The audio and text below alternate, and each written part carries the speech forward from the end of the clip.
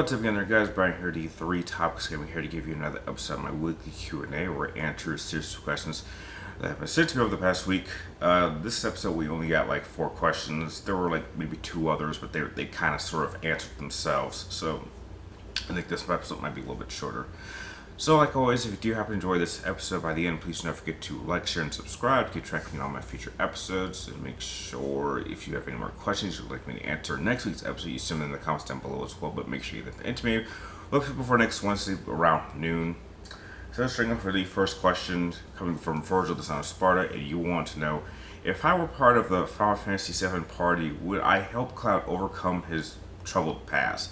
I don't think I need to be there because I think he does pretty well on his own.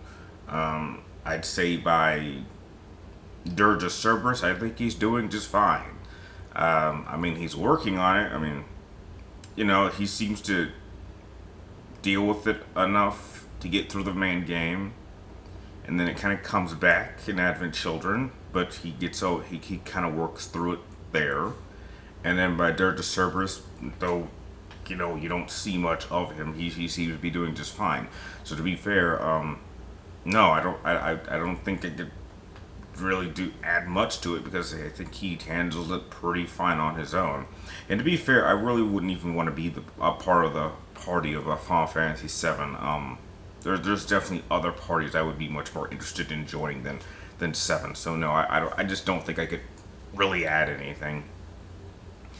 Next question comes from the Batman of Neo Gotham. You want to know, do I feel that the Hulk has been done dirty in the MCU? I don't know what they've done. I don't watch any MCU content anymore. I haven't for some years now, so I don't know what they've done with the Hulk since I think the last time I saw the Hulk, he was just getting his ass kicked by Thanos in Infinity War. You have to remember, Infinity War was the last MCU film I've ever seen. I haven't watched any of them after that because I didn't feel I needed to.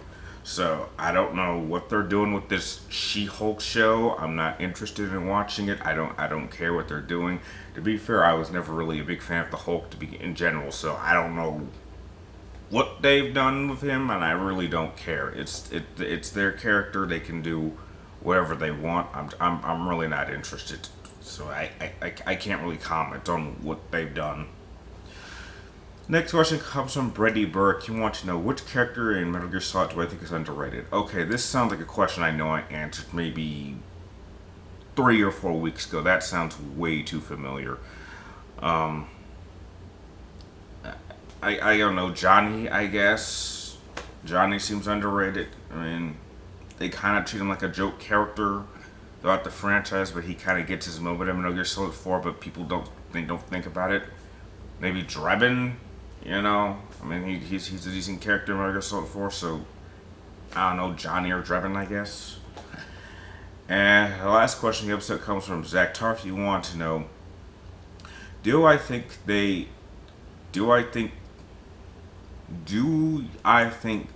mistreated Rebecca Chambers in Resident Evil Vendetta? I mean, based on what we saw in Resident Evil 0, she should be capable as Claire. I mean, she defeated a prototype tyrant by herself before Chris and Jill even fought one.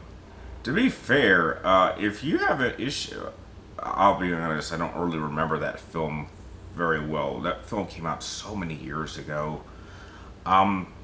It might be that Rebecca's just out of practice. You have to remember, if I remember correctly, Vendetta takes place like over 20 years after Resident Evil 0.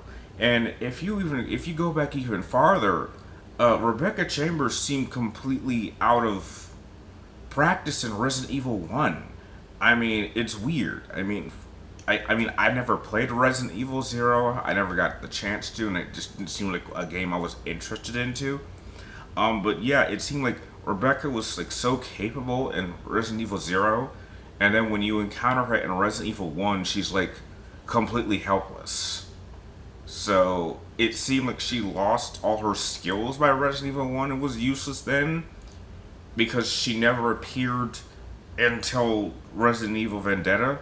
So it could be that she was just out of practice. And you can't really say she's on the same level as Claire, because you have to remember Claire was trained by Chris, and she's had a lot more practice and been in more situations. She was in Raccoon City.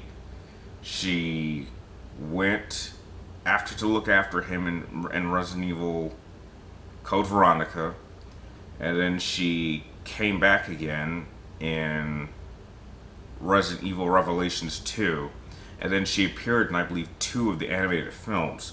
So I think it's fair to say that Claire has had more time to keep her skills more sharp, while Rebecca probably just nothing really happened to her. So I think if a character spends 20 years not doing anything or not being part of any major disasters to keep their skill sharp, it probably would have diminished. So Rebecca not being very combat ready by that film is probably pretty accurate if she hasn't had any action or been a part of anything for over 20 years.